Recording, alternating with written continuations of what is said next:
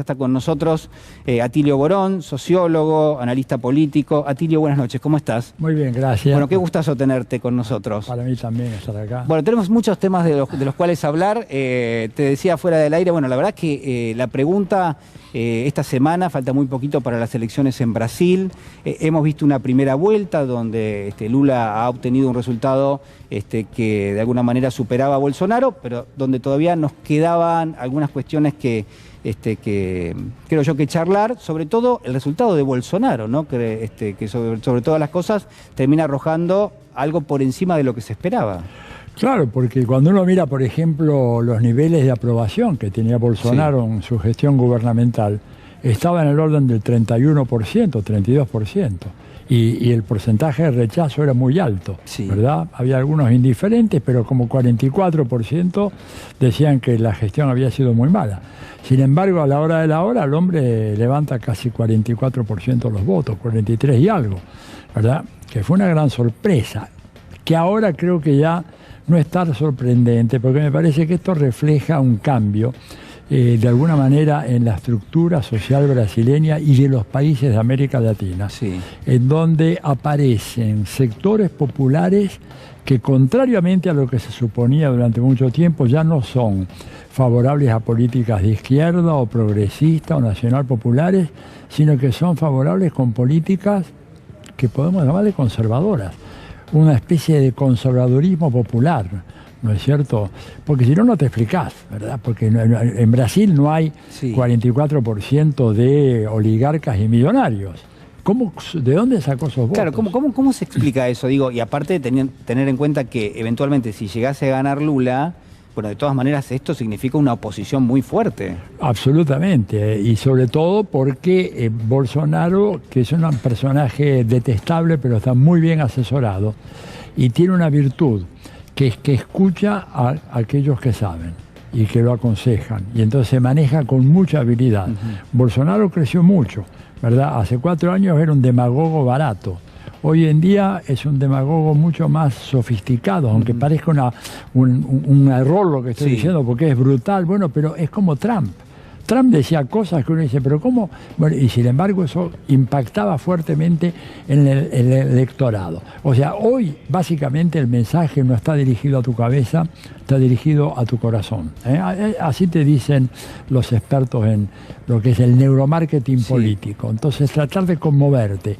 Y lo hace. Y en el debate, ¿verdad? Que el primer debate fue muy impresionante como él manejó el debate y como él realmente apareció subordinando a Lula.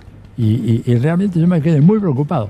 Y ahora tenemos una instancia decisiva, que es el debate del próximo viernes, en donde 2 días antes de las elecciones, ahí no puede haber ningún traspié, y esperemos que Lula ahí se reafirme con fuerza en ese debate, que le ponga los puntos a Bolsonaro, que no le permita, por ejemplo, que Bolsonaro se le acerque y lo toque. Él tendría que haber reaccionado, digamos, de una manera muy clara, dice, usted a mí no me toca. Claro, desconcertó, ¿no? Sus manos están manchadas de sangre, usted es un genocida, digo.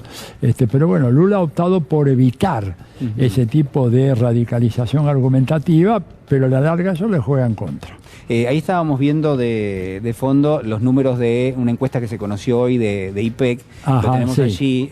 La verdad es que da una ventaja para Lula. Ya sabemos que las encuestas muchas veces, la verdad es que no dan de lleno con lo que después termina pasando, ¿no? Claro, yo creo que ese número probablemente lo que pasa es que incorpora o mejor dicho, excluye a votos nulos y en blanco. Directamente reparte pero a mí yo no veo, porque mirando todas las otras encuestas, hay unas 15 a 20 encuestas en este momento dando vuelta en Brasil y son muy pocas las que te dan 8 puntos de diferencia. Ojalá. Sería una maravilla, pero yo personalmente no creo en ese número. Atilio, vos decías recién que parte de la campaña, va dirigido al corazón para generar algún tipo de emoción. Ahora, está claro que las que por ahora parecen ser que llegan más son aquellas que vienen con ideas de la extrema derecha o del mundo conservador.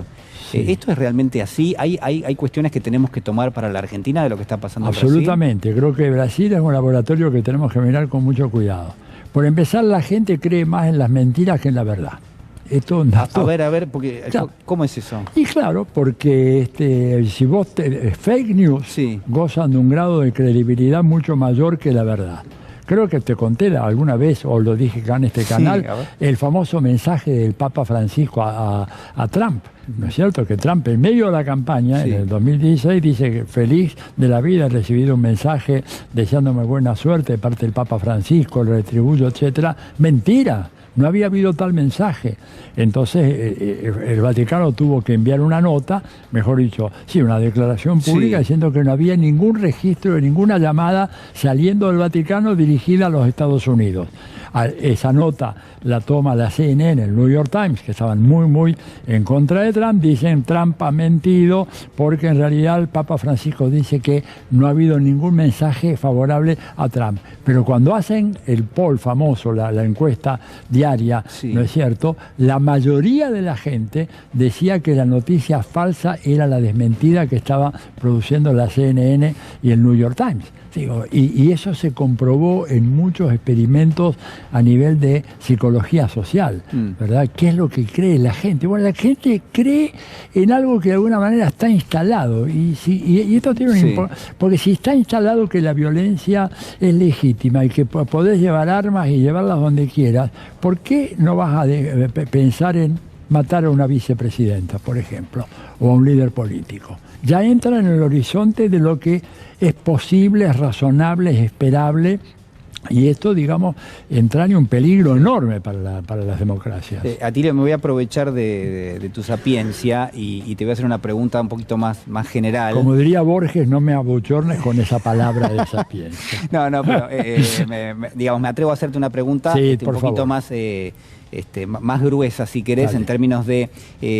¿hay un cambio de época en términos de la política y de lo político? Estamos viendo que las opciones de extrema derecha, bueno, el caso de Italia, por ejemplo, pero bueno, uno podría también mencionar elecciones en otros países, bueno, lo que son los cambios que se están produciendo en el Reino Unido, donde hoy hay ya un nuevo primer ministro. Digo, hay una especie de giro hacia la derecha en términos casi de la sociedad también. Sí, porque yo creo que ha habido un triunfo de la antipolítica, ¿no es cierto?, que tiene que ver con el fracaso relativo de los regímenes democráticos en producir las políticas de promoción y de prosperidad general, promoción y bienestar espiritual y material en las sociedades contemporáneas. O sea, la gente descree mucho de la política, las virtudes de la política, en primer lugar. Eso inclusive pensá en un país como Estados Unidos, en donde las clases medias en Estados Unidos se han venido empobreciendo sistemáticamente durante 50 años. Hay datos censales que son abrumadores. Primero, eso hace que la gente descrea la política. En segundo lugar, otro elemento decisivo en este clima cultural al cual vos aludís es el fin de las estrategias colectivas como estrategias apropiadas para la promoción del bienestar colectivo. Claro. En otras palabras, si vos querés estar mejor, bueno, tenés que arreglártela por tu cuenta. Estás solo.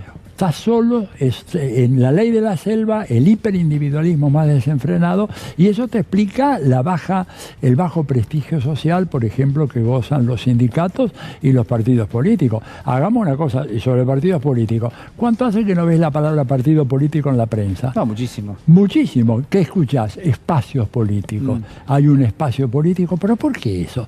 Bueno, porque la idea de partido ya prácticamente genera un rechazo muy fuerte, desgraciadamente digo, ¿no? Es un diagnóstico pésimo, pero es todo lo que uno nota en la gente y además lo ve en los medios. Entonces es un cambio cultural muy complicado, que si no tenés una salida por izquierda o por un reformismo más o menos radicalizado, porque los desafíos son muy radicales, por lo tanto la respuesta no puede ser una respuesta tibia, y bueno, ese espacio queda libre y es aprovechado por demagogos de la derecha que te dicen cualquier cosa. Por ejemplo, de acá que dice voy a prenderle fuego al Banco Central, lo cual es un cambalache como idea, pero la gente dice, no, pero por ahí claro, el Banco Central está de más. Bueno, ese libro de Pablo Stefanoni que dice que si la rebeldía no es de derecha hoy, ¿no?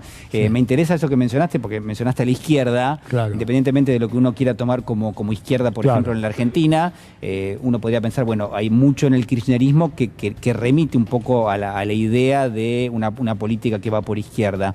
¿Qué tipo de reconversión estás imaginando para la izquierda, teniendo en cuenta que hasta ahora pareciera que la derecha empieza a ganar mucho más probabilidades de llegar al poder, ¿no? Bueno, ahí habría dos sí. planos. Uno, las izquierdas que no están en los progresismos, para hacer una expresión ahí más, está, ahí me gustó, más amplia. Los progresismos que no están en el poder. Sí. Eso, bueno, tienen que redefinir su agenda, tomar las cuestiones que son fundamentales y encontrar un lenguaje, un patrón de comunicación sí. con los sectores populares que muchas veces no se consigue porque es una tendencia demasiado intelectualizada que no llega, me interesa no llega a una sociedad que cada vez tiene menos capital educativo, que es el otro dato muy importante, ¿no es cierto? Esto es la tesis de un viejo profesor norteamericano, Sheldon Walling, que habla de procesos premeditados de alfabetización política en los capitalismos contemporáneos. Y Walling no es marxista, es un liberal de izquierda, coherente en Estados Unidos. En su último libro, el libro póstumo, él plantea esa tesis. Entonces, ¿de alfabetización o...? De desalfabetización política. O sea, un embrutecimiento de la... Y entonces... Es más difícil llegar, digamos. Muy difícil desde el progresismo, con todas estas cosas de la retórica posmoderna y todo lo demás, no llegás a la gente común y corriente, que necesita categorías muy claras. Eso, digamos, me parece que es uno de los datos fundamentales, ¿no es cierto?, de este tiempo. Como dificultad. Ahora, los progresismos que están en el gobierno, lo que tienen que hacer es gobernar. Y para gobernar tenés que pelearte. O sea, no hay manera de gobernar sin pelearte contra aquellos que son los baluartes del status quo. Es decir, si vos querés que en un país como este acabar con la inflación, no tenés más remedio que poner en caja a los formadores de precios, que no son muchos, por suerte, en la Argentina, meterlos en caja, y eso no lo haces con un diálogo, lo haces aplicando políticas duras de control, incluso algunas políticas, por ejemplo, si yo fuera presidente de la Argentina, por ejemplo, la inflación, uno de los métodos que yo utilizaría sería, como hizo Franklin Delano Roosevelt una vez en Estados Unidos, ahí a mediados de los 30, cuando había muchos problemas con el tema también de la creación del Servicio de Impuestos Internos, del IRS, en Estados Unidos, ¿no? La AFIP.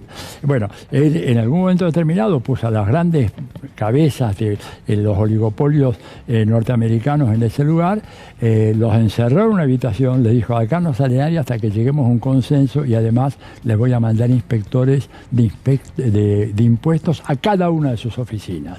Y evidentemente en menos de 24 horas se produjo el milagro. Yo creo que acá, si vos hicieras esto, traes a los 25 o 30 formadores de precios, los sentás en un lugar muy agradable, cerrás con llave por afuera y le decís, estoy mandando a los chicos de la FIPA que revisen los papeles de ustedes, yo te aseguro que... Ahora, hay que tener, digamos, la voluntad de pelear, porque si no, no podés gobernar. Bueno, es notable lo que estás marcando. Atilio, te quiero agradecer muchísimo por estar con nosotros esta noche. Para mí un placer. Un placer enorme. Muchísimas gracias.